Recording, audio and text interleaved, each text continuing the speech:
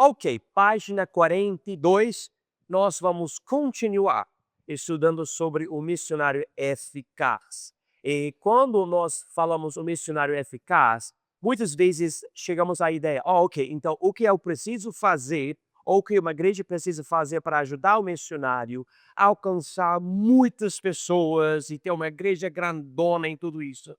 Não é bem isso que nós estamos falando. Nós estamos falando do missionário que Deus quer abençoar. E às vezes Deus abençoa o missionário, mas a igreja que ele planta, ou as igrejas que ele planta, não são bem grandes. Não tem que ser, mas ainda estão tendo uma influência na região e no mundo.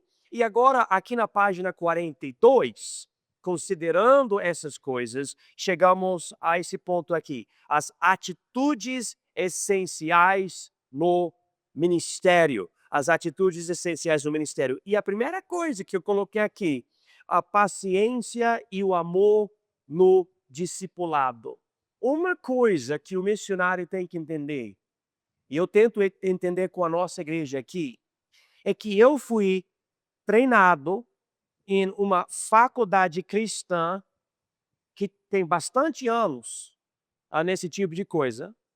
Eu fui ensinado também num seminário, eu fui criado em igrejas maduras, pessoas com grande entendimento bíblico, teológico, no ministério, me influenciaram. Eu já vi igrejas com todas as idades separadas na escola dominical, com professores adequados para ensinar cada coisa.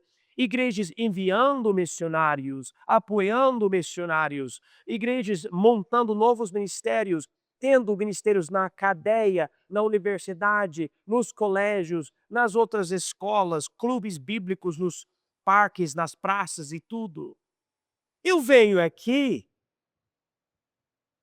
e eu converso com as pessoas e é triste.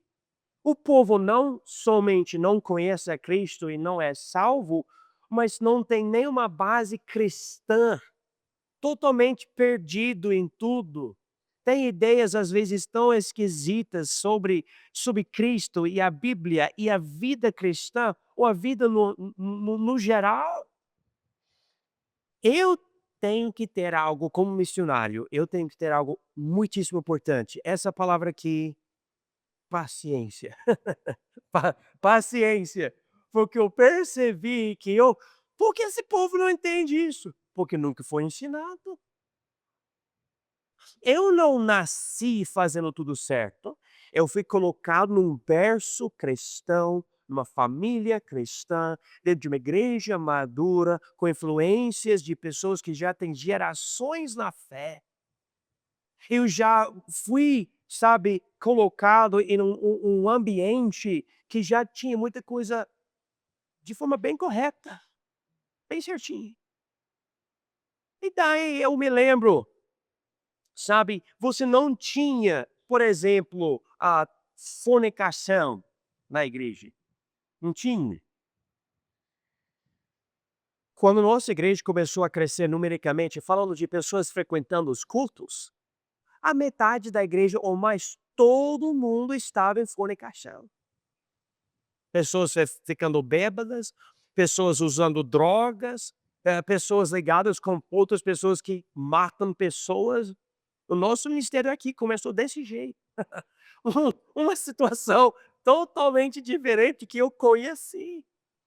E eu cheguei ao ponto, eu precisei perceber, peraí, se eu exigir que esse povo seja igual a eu instantaneamente, eu estou negando que todas as coisas que me influenciavam no passado têm valor. Não é necessário ter.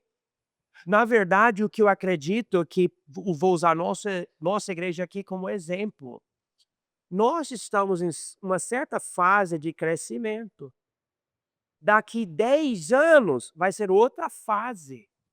E 10 anos, outra fase. E novas gerações serão influenciadas por essas gerações de hoje. E aquelas gerações vão ser bem mais cristãs do que a nossa geração agora. Porque vocês estão aprendendo algo que vocês vão colocar em prática e a próxima geração vai ouvir na hora, vai testemunhar desde o berço. Então, para nós é mais complicado, não é? Que a gente está lidando com um monte de coisa, tendo muita ideia errada, não tendo nem o norte, eu estou dando o norte agora. Então, o missionário eficaz, ele tem que ter paciência e amor no discipulado. Deixe-me ler para vocês esse parágrafo aqui. O contraste entre o missionário dedicado e as pessoas de uma sociedade ou comunidade que carecem de uma dedicação genuína para as coisas de Deus coloca diante do missionário o desafio de continuar a trabalhar com as pessoas pacientemente, amorosamente e com compreensão. Como ele pode esperar que os novos convertidos dele vivam de forma idêntica a ele, se nunca tiveram as mesmas oportunidades espirituais? Muitas vezes os missionários vêm de um ambiente excelente que produziu neles espiritualidade, caráter, conhecimento bíblico e muito mais. Os convertidos dele podem nunca ter visto os exemplos ou conhecido as verdades que fizeram tanta diferença na vida dele. Enquanto ele se esforça para amadurecer as pessoas nessas coisas, deve reconhecer que isso só pode ser feito com paciência e perseverança. E eu digo tudo isso sabendo que eu não sou perfeito nessa área. Eu perco a paciência.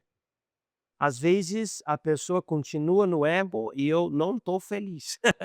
Alguém aqui fica bravo, né? De vez em quando acontece, né? Eu não sou a única pessoa. Amém.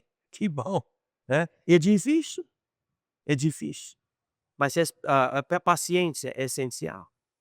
Agora, uma segunda coisa na vida do missionário eficaz é esperança em Cristo. O missionário eficaz tem que sempre ter esperança. E às vezes,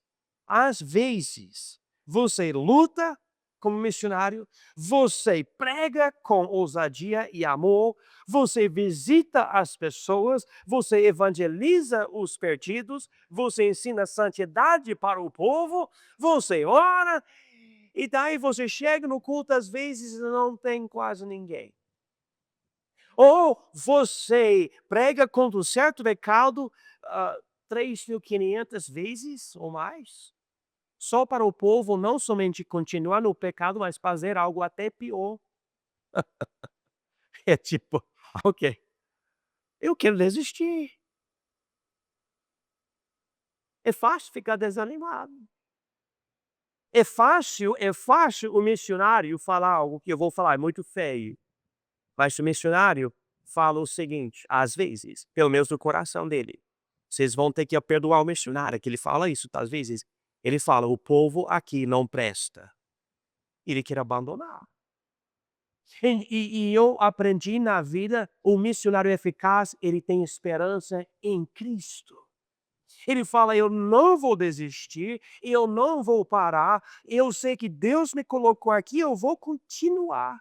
Note que em 1 Samuel, capítulo 30, diz aqui em 1 Samuel, capítulo 30, versículo 6, e Davi muito se angustiou porque o povo falava de apedrejá-lo, porque a alma de todo o povo estava em amargura, cada um por causa dos seus filhos e das suas filhas. Todavia, Davi se fortaleceu no Senhor, seu Deus. Olha o que ele fez aqui. Davi se fortaleceu em quem? No Senhor, seu Deus. Ele falou, não, eu vou sofrer por causa de vocês, tá bom, mas Deus vai me fortalecer. E ele voltou para Deus, voltou para as promessas de Deus, a convicção que Deus não muda. É incrível. Como missionário, qualquer pastor, você procura fazer tudo certinho, certinho, amando as pessoas, cumprimentando as pessoas, procurando perceber as necessidades das pessoas. Você faz de tudo para ajudar as pessoas. E daí algo não dá muito certo. Uma questão de o pastor não pregou algo certinho, a pessoa estava andando na calçada, o pastor não viu e não, sabe, cumprimentou, a pessoa fica ofendida, ou o pastor erra ou alguma coisa na administração de algo da igreja, e já tem gente pensando: "Eu vou sair dessa igreja". O pastor eu gasto tanto tempo tentando fazer tudo certinho e um erro só, que às vezes eu não queria cometer. E você já está prestes a ir. Ti ti Como assim? Mas acontece, acontece. Então o missionário não que é eficaz, ele não pode perder a esperança. Vamos ler esse parágrafo aqui. Esperança em Cristo, número 2. Isso leva a outra grande necessidade do missionário, a necessidade de esperança em Cristo. Ele deve crer que, por mais tempo que leve para ver a igreja crescer até a maturidade, os esforços dele baseados na Bíblia são a coisa certa a fazer. Ele deve prosseguir, olhar para frente com fé, com uma esperança sólida de que Deus está operando na comunidade. O ministério dele eventualmente mostrará fruto. Pode não ser no primeiro ano. A igreja pode não mostrar crescimento significativo na primeira década. Haverá contratempos, haverá pessoas que parecerão promissoras e depois falharão. Haverá outras que trarão dificuldades, mas depois mostrarão sinais genuínos de conversão. Haverá batalhas rápidas e lutas duradouras. O missionário é eficaz, não perde a esperança. Ele se encoraja no Senhor. Ele luta com essas coisas em oração e no estudo da Bíblia, constantemente colocando os esforços dele diante do Senhor, pedindo a Deus que o refine para que possa ser um vaso útil nas mãos do Senhor. Isso nos leva para o terceiro ponto aqui, quanto à atitude do missionário, é questão de humildade. Vamos abrir as nossas Bíblias em 2 Coríntios capítulo 4, por favor. 2 Coríntios capítulo 4. E eu gostaria de ler um versículo que já tocou o meu coração. Eu eu aceitei, então eu falei: "Tá bom, Deus, se é para ser assim, vai ser assim então". 2 Coríntios capítulo 4 e versículo 7. Então vou começar, na verdade, aqui, versículo 5, ok? A obra do missionário. 2 Coríntios 4, versículo 5. Porque não nos pregamos a nós mesmos, mas a Cristo Jesus, o Senhor. E nós mesmos somos vossos servos, por amor de Jesus. O missionário é o servo do povo. Versículo 6. Porque Deus, que disse que das trevas resplandecesse a luz, é quem resplandeceu em nossos corações, do coração do missionário, para a iluminação do conhecimento da glória de Deus na face de Jesus Cristo. Versículo 7. Temos, porém, este tesouro em vasos de barro, para que a excelência do poder seja de Deus e não de nós. O missionário, ele tem problemas, na família, problemas físicos, problemas, sei lá, de qualquer forma, ele tem, ele não, ele em si não é sobrenatural. O foco não é a beleza dele, ou a inteligência dele, ou nada dele. Ele é um vaso, e o tesouro que ele tem nesse vaso é Jesus Cristo. Como missionário, se eu quiser ser eficaz, eu preciso reconhecer, eu não estou me pregando para vocês, olha como eu sou isso e aquilo, né. Eu me lembro, aqui no Brasil, tinha um cara, não sei se ele ainda vive, mas ele é de uma igreja grandona aqui no Brasil, e se eu não me engano ele vende um perfume santo, algo dele, sei lá, eu acho que ele usa um chapéu, algo assim, né. De onde veio isso? Não veio de 2 Coríntios capítulo 4, versículo 5, 6 e 7. Não veio não. Não existe isso na palavra de Deus. Eu estou aqui para pregar uma pessoa, na minha humildade, eu estou aqui para pregar Jesus Cristo. Eu sou um vaso de barro só. Eu sou a moldura, Jesus a pintura. Vamos ler aqui, ponto 3, humildade. Paulo expressou isso ao dizer que ele e outros ministros eram apenas vasos de barro, escolhidos para carregar o tesouro do Evangelho. Somos nada mais que a moldura, Jesus a pintura. Fazemos nossa parte, mas nosso melhor trabalho é quando as pessoas veem Jesus e não a nós. Elas podem muito bem nos apreciar, mas se há alguma coisa boa que sai de nossas vidas, ela verdadeiramente vem de Cristo em nós. Não estamos tentando fazer com que as pessoas nos amem e apreciem, mas sim que amem e apreciem o Senhor Jesus que nos enviou. Beneficiamos-nos do amor e cuidado delas, mas devemos sempre direcionar a atenção delas para o Salvador, pois é o amor dele que foi derramado em nossos corações pelo Espírito Santo. É interessante o relacionamento entre as ovelhas e o pastor, entre as ovelhas e o missionário, porque o povo acaba amando o missionário. E o missionário valoriza esse amor. Mas, na verdade, quando você para pensar, o que você encontra no missionário, o que você gosta, você acha isso é bom, me ajuda, me edifica, na verdade não é o missionário, é Jesus operando por meio do missionário. Quando você ouve uma pregação e você fala, que pregação boa, como me ajudou? Não era o missionário, era novamente a palavra de Deus que Deus usou na sua vida. O missionário, ele é o mensageiro, mas Jesus é a mensagem. Então precisamos entender isso como missionários. E você fala, mas eu não sou missionário. Bom, tá bom. Mas como um cristão, você deve ter o mesmo pensamento. Eu vou falar de Cristo e eu sou vaso de barro. Mas Jesus é a mensagem, o tesouro que resplandece dentro de mim para o mundo. Agora então, vamos para o número 4 aqui. O espírito pioneiro. Ao missionário, ele disse: tente grandes coisas para Deus e espere grandes coisas dele. Amém. Agora, deixe-me tentar colocar isso dentro de um certo contexto. Eu, começando a obra aqui, eu falei: vamos fazer algo para crianças. Crianças, no dia das crianças. Não sei se o senhor estava conosco na época ou não, mas a primeira vez fizemos no primeiro prédio. Primeiro prédio. E eu lembro, eu estava imaginando, ok, nós vamos juntar a igreja, convidar crianças e cada pessoa vai fazer algo como membro da igreja para ajudar na obra. Todo mundo vai se envolver e nós vamos tentar ajudar essas crianças, brincar com elas, ensinar elas e realmente vai ser muito legal. E foi um dia legal mesmo. Várias crianças apareceram a primeira vez, já fizemos isso várias vezes. Mas eu me lembro como todos os adultos sentaram, assim, tipo, assim, só assistindo, não ajudando com absolutamente nada.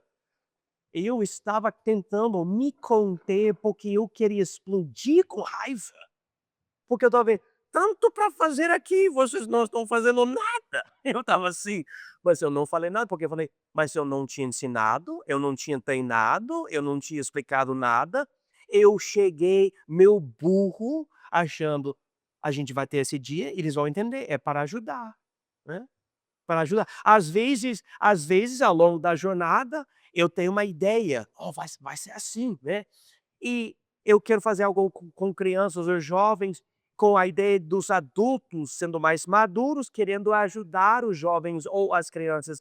Mas não, os adultos querem participar da brincadeira com as crianças e com os jovens, como se fossem crianças ou jovens. E eu, ok, ok, Deus, eu estou aprendendo.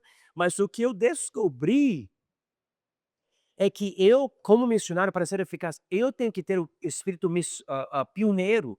Eu preciso ser a primeira pessoa. Eu preciso ver a necessidade e criar algo. E nisto, eu preciso olhar para trás para o povo da igreja e falar: ok, agora eu vou ensinar e treinar vocês para que todos nós possamos fazer esse ministério juntos.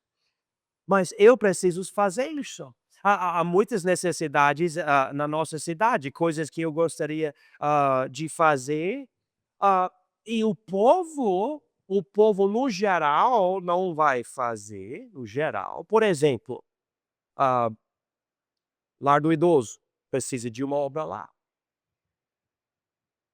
A cadeia precisa de uma obra lá. Evangelismo em certas outras áreas da nossa cidade. Se eu não iniciar a obra com espírito pioneiro, é extremamente raro o irmão da nossa igreja chegar e falar: pastor, eu gostaria de iniciar essa obra como um ministério da nossa igreja. Eu quero alcançar esse povo. Pastor, está permitido? Eu posso fazer isso? Eu vou precisar de outros obreiros? E eu dizendo como pastor: não, pode, com certeza, vamos lá, eu te ajudo, a gente vai fazer isso. Então eu percebi que, no geral, o povo não tem espírito pioneiro. O missionário pode até incentivar isso, mas o missionário em si tem que ter. Ele tem que iniciar essas coisas, tem que fazer isso. Tem que realizar eventos para o Dia das Crianças, cantata natalina, cantata de Páscoa, um evento para encontro de jovens, competição bíblica. Ele, se ele quiser ser eficaz. Porque ele só fica assim de braços cruzados assim: "Ah, esse povo tem que fazer algo". Não é que o povo quer ser desobediente, não que o povo está preguiçoso, o povo não é o missionário. Então o missionário eficaz, ele tem que começar as coisas, treinar o povo, incentivar o povo, e ao longo do amadurecimento da obra, o povo continua essas coisas, e pelas bênçãos de Deus, o povo acaba recebendo esse espírito pioneiro e acaba iniciando novas obras no futuro, mas começa com o missionário. Deixa eu ler esse parágrafo rapidinho para vocês, número 4. Espírito pioneiro. Ao traçar um curso para plantar uma igreja em uma comunidade, o missionário deve ter um espírito pioneiro. Isso envolve uma atitude trabalhadora e criativa. As pessoas na comunidade não pensarão dessa forma inicialmente. O missionário deve desenvolver cada aspecto do ministério. Ele deve procurar novas maneiras bíblicas de alcançar as pessoas e discipulá-las. O missionário eficaz analisa os esforços dele e busca abrir novos caminhos para alcançar os não alcançados. Claro, tal esforço não deve violar as escrituras, mas o desejo dele de realizar o trabalho é vital para a eficácia. Como já foi dito, tente grandes coisas para Deus e espere grandes coisas dele. Isso significa que o missionário eficaz não pode se prender a tradições meramente humanas. Ele pode vir de uma parte do mundo onde algo funciona, mas que não funcionar na cultura para a qual o Senhor o enviou. Sem violar as escrituras, ele devia conhecer a maneira como as pessoas pensam, como a comunidade opera e assim por diante. O espírito pioneiro do ministério eficaz leva essas coisas diante do Senhor e busca nele soluções criativas e bíblicas. Então, esse espírito pioneiro é capaz de enxergar as necessidades e até, entre aspas, inventar o ministério que não existia para poder alcançar o povo. Vocês estão entendendo? Essa é a ideia, o espírito pioneiro, né? Eu espero que eu tenha, e eu quero transmitir isso para os irmãos, e que a nossa igreja tenha esse desejo de: vamos, um povo aqui que a gente não alcança, como que a gente pode alcançar? Agora, número 5, diligência com moderação. Diligência com moderação. Meu pastor sempre disse: papéis nos dados por Deus nunca entram em conflito. Papéis nos dados por Deus nunca entram em conflito. Deixe-me tentar explicar para vocês. Eu sou missionário. Eu quero ser dirigente como missionário. É o meu papel, não é? Eu sou o missionário, o plantador dessa igreja, o pastor dessa igreja. Tá. Também eu tenho outro papel. Eu sou casado com a Julie. Outro papel. Deus me fez missionário? Sim. Mas Deus me fez marido da Julie? Sim. Então, dois papéis me dados por Deus e um não entra em conflito com o outro. Mas eu tenho outro papel também. Eu sou pai de 5 filhos. É outro papel. Então, eu preciso reconhecer, eu preciso evangelizar os perdidos, plantar essa igreja, edificar e discipular os irmãos aqui e também tomar conta da minha esposa, ser um bom marido para ela, ajudar ela onde estiver necessitando. Eu também preciso ensinar os meus filhos, criar os meus filhos, treinar os meus filhos, passar tempo com os meus filhos, disciplinar os meus filhos, treinar, etc. Tudo isso.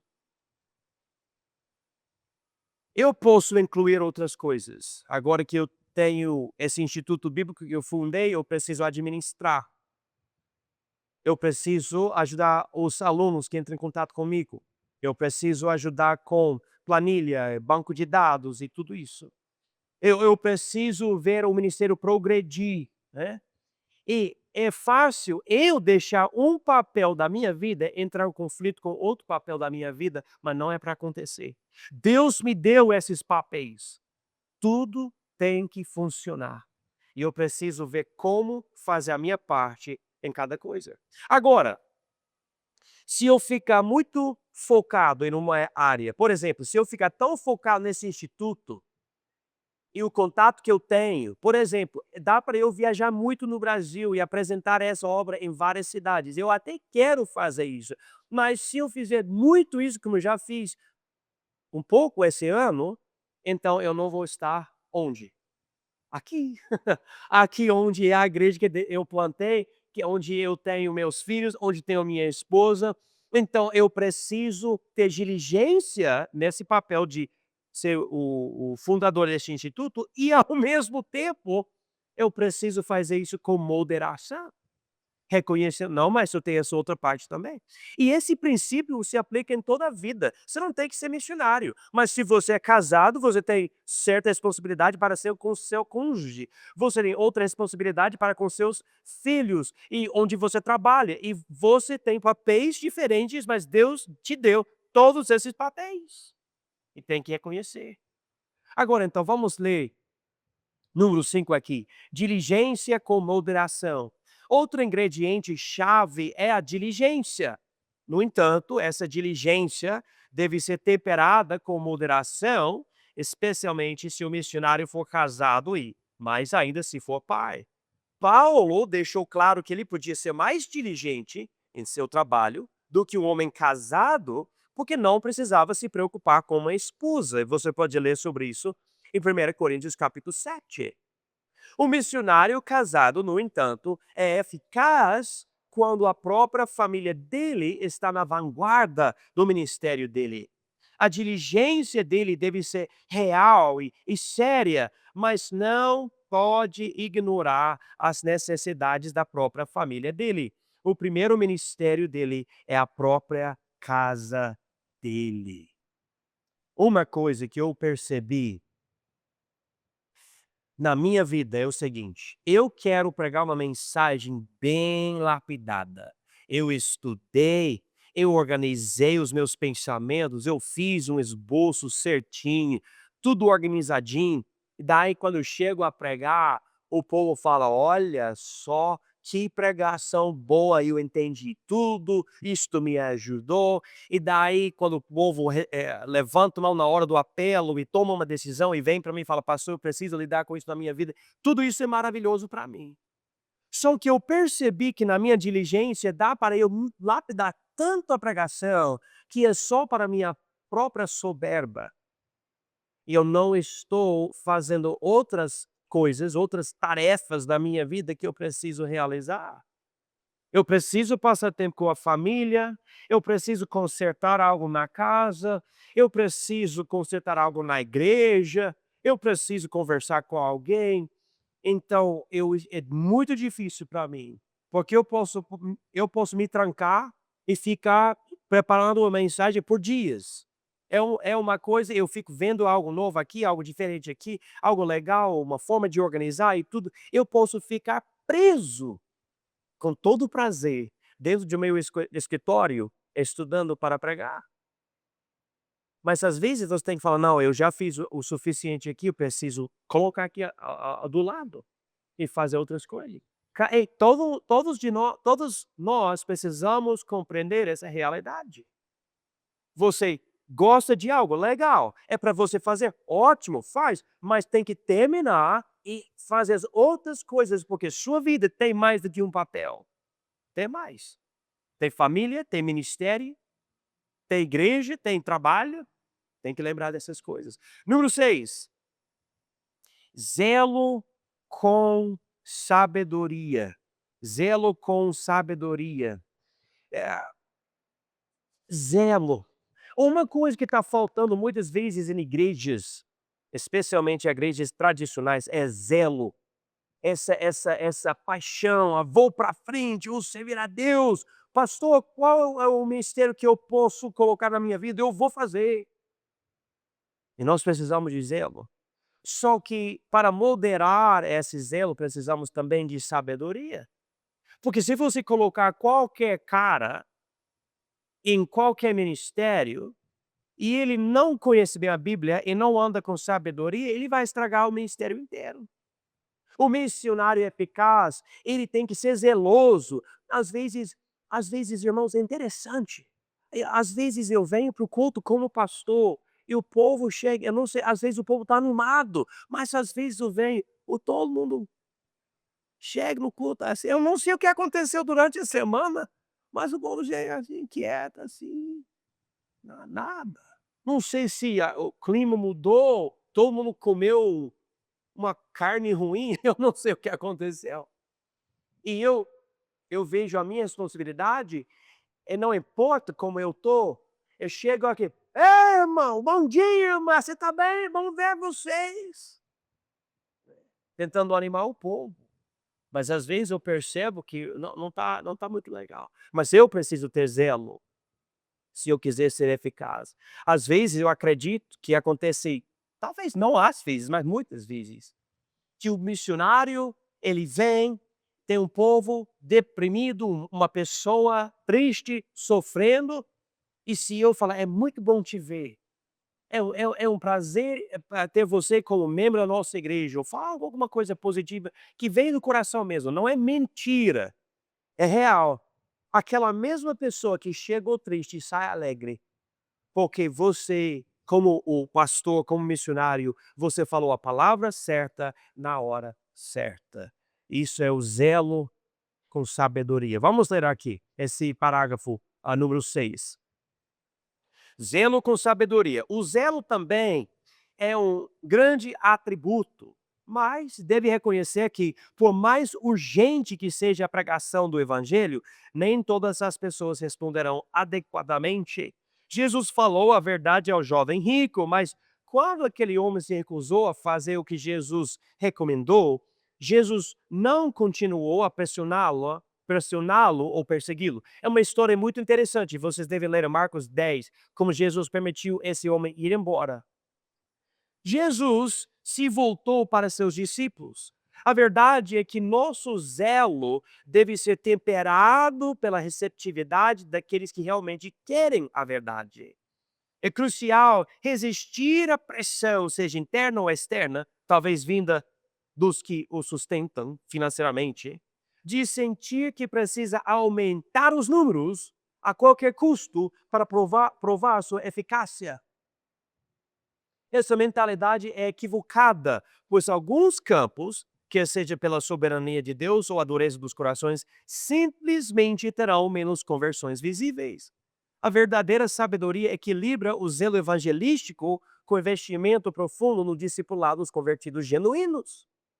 Ao valorizar e edificar esses indivíduos, sem jamais negligenciar a obra do evangelista, o missionário estabelece uma base sólida para que a obra se fortaleça e continue muito depois que ele partir. O missionário eficaz está fazendo a obra do evangelista, sim, mas também ensinando, treinando, ajudando e guiando o rebanho dele para que ele possa realizar a obra que foi dada à igreja local. Eu quero que vocês entendam algo que o missionário passa. Eu preciso mandar fotos para as igrejas nos Estados Unidos do que está acontecendo aqui. E eu não quero mandar foto de cadeira vazia. Vocês estão me entendendo? É uma vergonha.